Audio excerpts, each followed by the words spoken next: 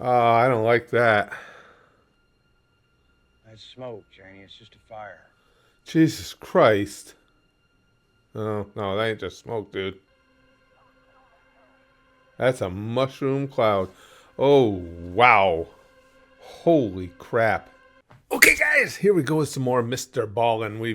I've only watched one of his videos. You guys know it was the that story of of revenge. Oh, that was some serious revenge by a really really big pussycat. That was a great story. This dude is an amazing storyteller too. So I saw this one.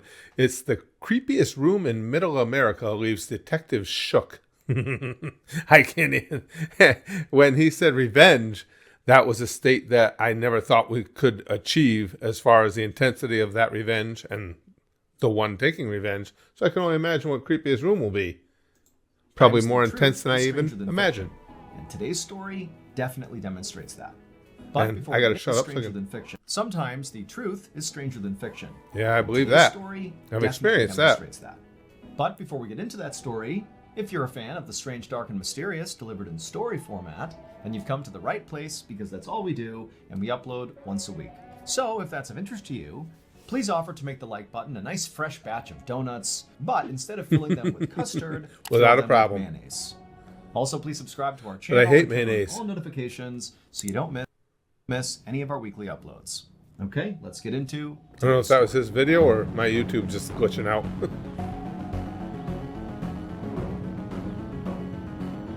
Let's go. I'm psyched for this. Take my soul. I don't have one. Ginger. You can't tell now, but ginger. On the afternoon of July 18th, 1997, a man was driving down a road surrounded on both sides by trees in a rural part of Wisconsin called Douglas County. There were no Okay. other cars on the road, and so this guy was driving pretty fast. And as he rounded this bend in the road, Excuse me. something out the passenger side window on the side of the road in the grass caught his eye. He couldn't tell what it was, but it was a pretty big object. And after he drove right past it, he just couldn't stop thinking about it. Like, whatever it was. This is a it just Siberian seemed out of tiger, was it? place. Yeah, And so for whatever last reason, video. this man felt compelled to actually stop and go see what it was. Okay. And so he slowed down and parked on the shoulder. He got out and began walking along the road back in the direction of this object.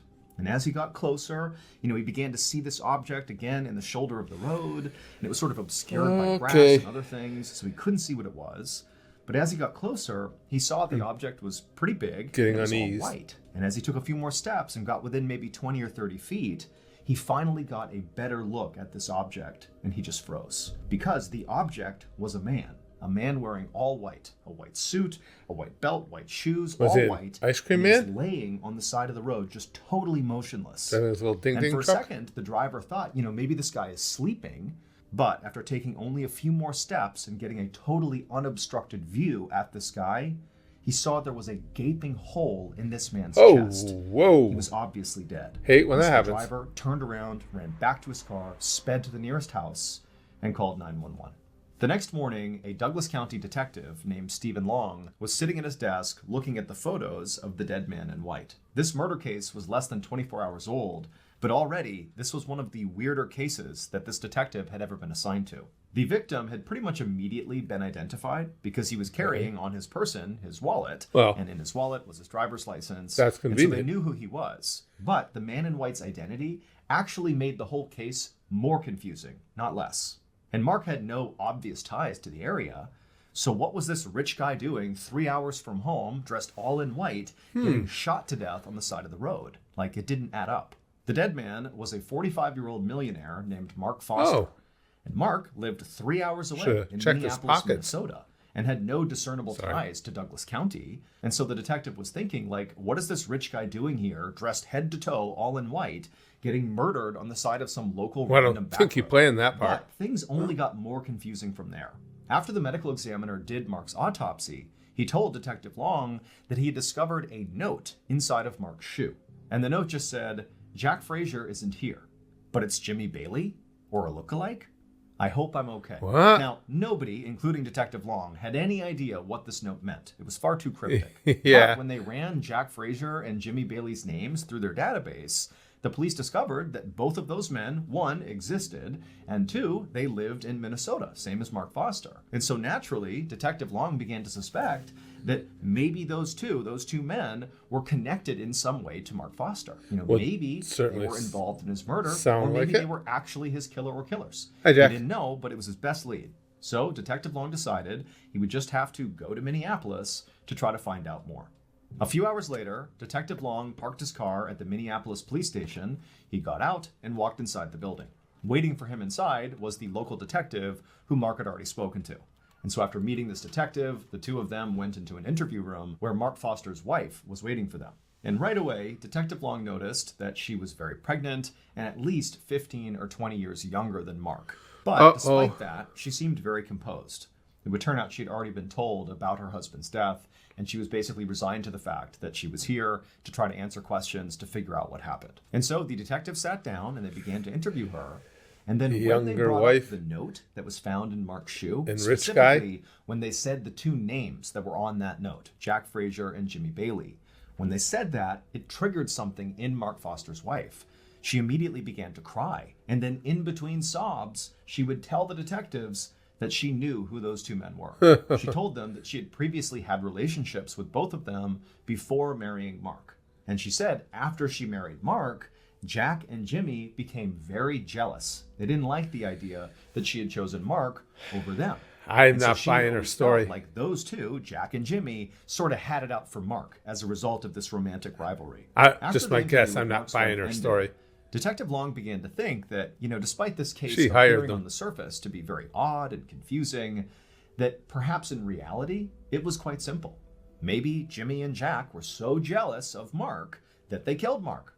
I mean, based on what Mark's wife had just told them in the interview about them being romantic rivals of Mark, and also the fact that that note was in Mark's shoe and named those two men, it certainly seemed very possible.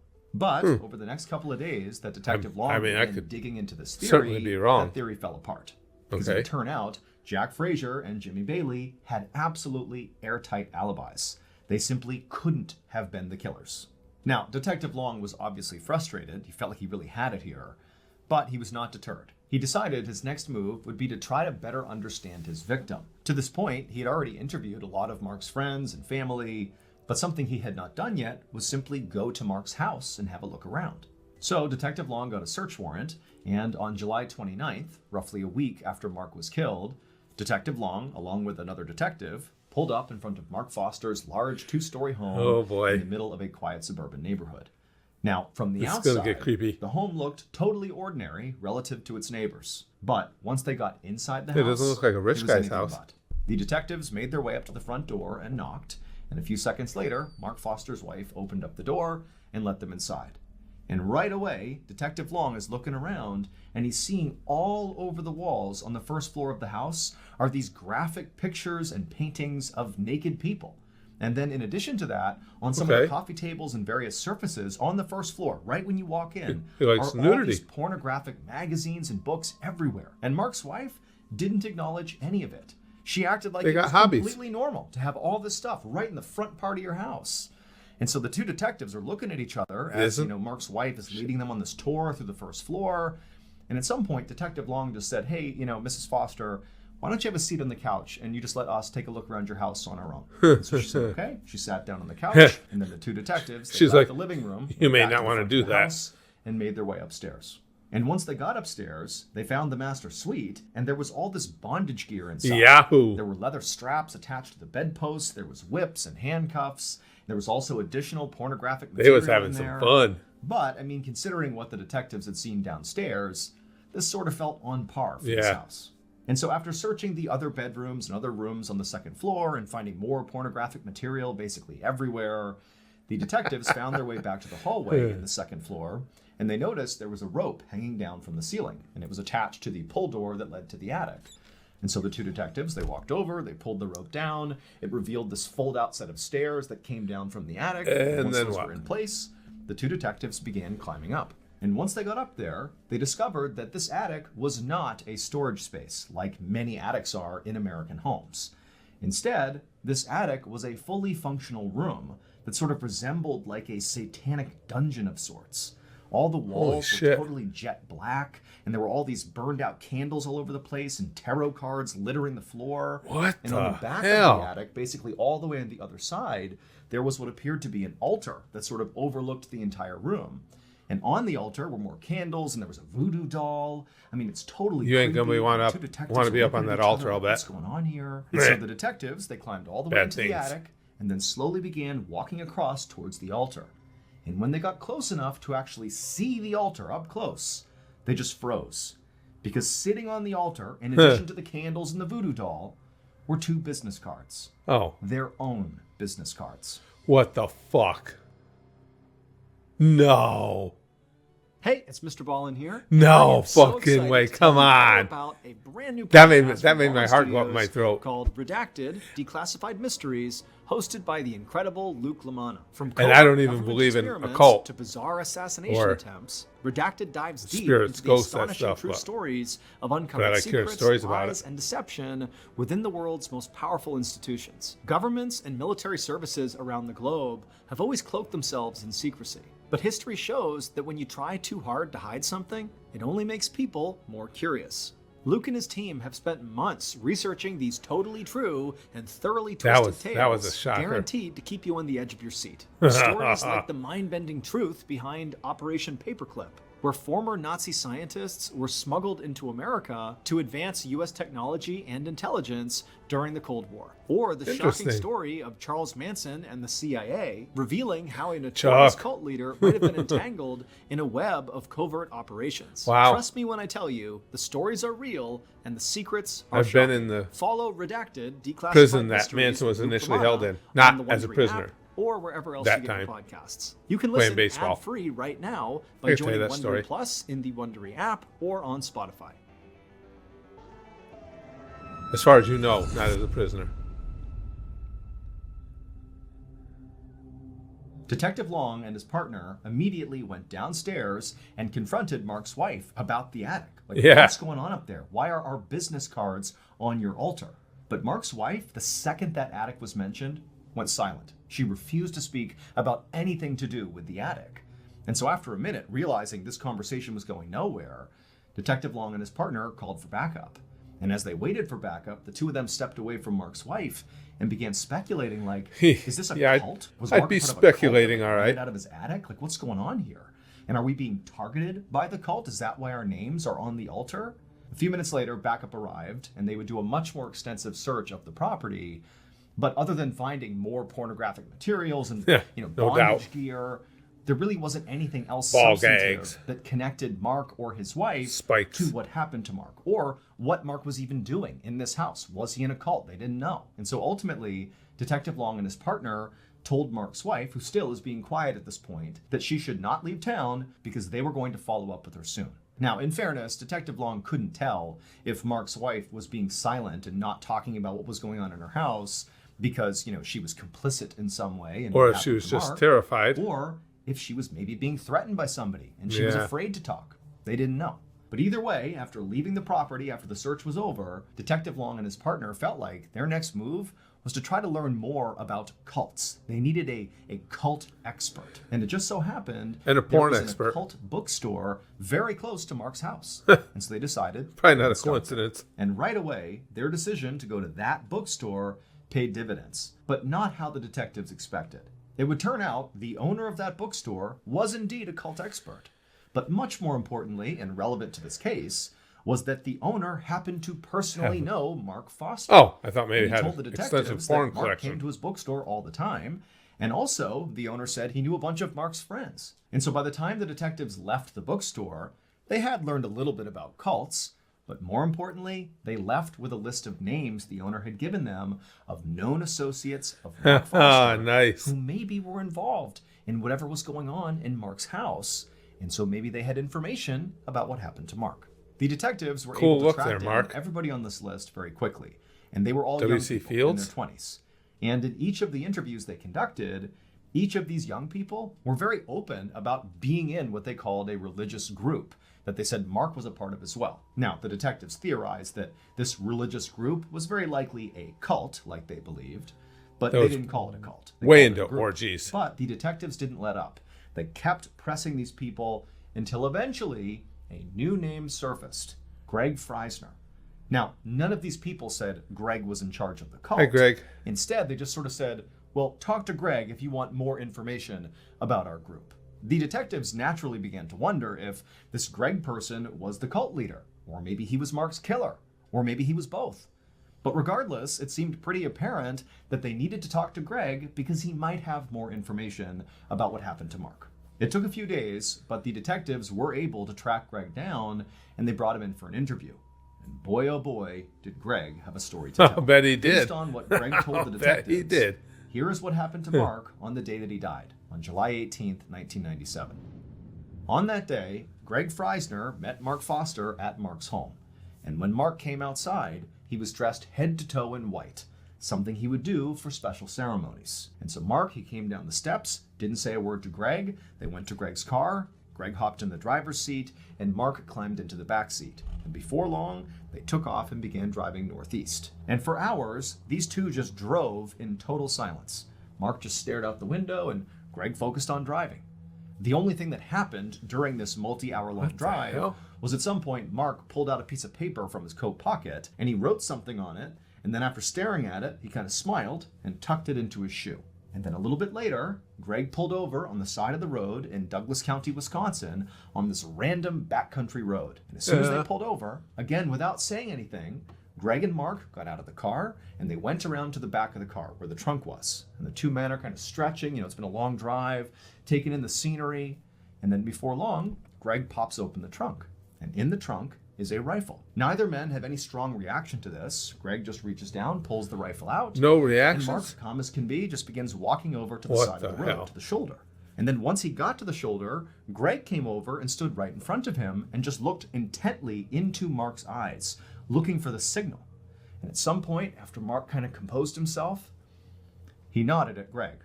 At which point Greg raised that rifle, placed the barrel directly on Mark's chest, and fired. Mark crumpled to the ground. Well, of course and that's what lay you would there do. for a second, just moaning horribly, and Greg just stood over him watching until finally Mark went silent and died, at which point Greg casually went back to his car, got inside, and drove home. Greg The seems only time normal. he stopped was to throw his rifle into a nearby river. But once Greg got home, he was overjoyed because he knew the sacred ritual he had just carried out with Mark had been a total success. Yeah. It had gone exactly to plan. It would turn out Mark Foster was absolutely a member of that religious group, the cult, if you will. Except he was not just a member. He was the cult's He was the leader. boss. And Mark is the one who orchestrated his own death. However, Mark did not view his death as him actually dying. I'm sure. Quite the opposite. We celebrate life as we celebrate death. Death is nothing to be afraid of. Death is a great crossroads, a change in attitude, a change in longitude. Definitely change your attitude a little. Change in the way that we perceive our spirit. When we reach that portal, they'll ring some golden bell. You're a dipshit, Mark. He believed that what he and Greg, his most devout follower, were going to do, this sacred ritual, was after Greg fires the shot into his chest and ends this body's life, that his soul, his consciousness, and his power will be transferred into Greg. Basically, his soul will go into Greg. Just And Mark passing along believed once this leadership of the transfer organization. happened, that basically he would be immortal. I that get his it. soul would never die. It would stay in Greg and then maybe at some point get transferred to somebody else. But basically he would be Sure. here forever. The bizarre note that was found in Mark's shoe, the note that he wrote and stuffed in there, that note was designed to throw police off the trail. He knew that he was having Greg murder him, again, for this ritual, but he wanted to make sure Greg didn't get caught. And so he wrote on the note, very specifically, Jack Frazier and Jimmy Bailey. Those two people he hated. He hated that they had been in past relationships. they with his actually wife, had been in and they hated relationships. him. Gotcha. And so he figured if he was going to create a scapegoat for his murder, who better Who than better? his romantic What rivals? the They had hell? nothing to do with it. He just named them in that cryptic note to get them in trouble. As for all the pornography and bondage gear that was found inside of Mark's home, Well, that's that all pastime. played a role in Mark's cult as well. He was a firm believer that the more sex he had with his followers, often multiple followers at the same time, Of course. the more powerful he would become. As for the detective's business cards found on the altar up in the Yeah. attic, those were very likely placed there by followers of Mark, so members of the cult, in an effort to potentially, thwart their efforts to solve the case. They might have believed that by placing those on there and performing various rituals, that somehow would prevent them from solving the case. We don't know for sure. That's the theory around why they were there. Well, they are pretty but obviously that didn't work. brilliant because people. The detectives. I'm surprised it solved the didn't work. case. Greg Freisner would ultimately be found guilty for playing a role in Mark's death. He obviously was the trigger man, and so he was sentenced to 10 years in prison. As for Mark's wife, although she definitely knew about the cult and may have been a participant, there was never any evidence that actually connected her to Mark's murder, and so she was never charged with any crime. Oh, so she's out on the market? And you guys An interested? American submarine, Jesus L2, Christ. was hurrying to assist a Portuguese freighter, which had been torpedoed That near was- Padstow, when she had encountered That was absolutely amazing. Well, it's terrifying, isn't it, when you think about the people that are out here? And I mean, that's just the tip of the iceberg. I'm not a religious person anyway, so religion, cults, whatever, not somebody who generally takes place. Not big on the dressing in white and getting shot in the chest stuff, but all the sex sounds like it'd be kind of fun. Can you do one part of the cult and not the other? Can you just sign up for certain parts? No? I'm going to look into it. That crown's going to sting. Daddy, please! A crown for a king. Ugh.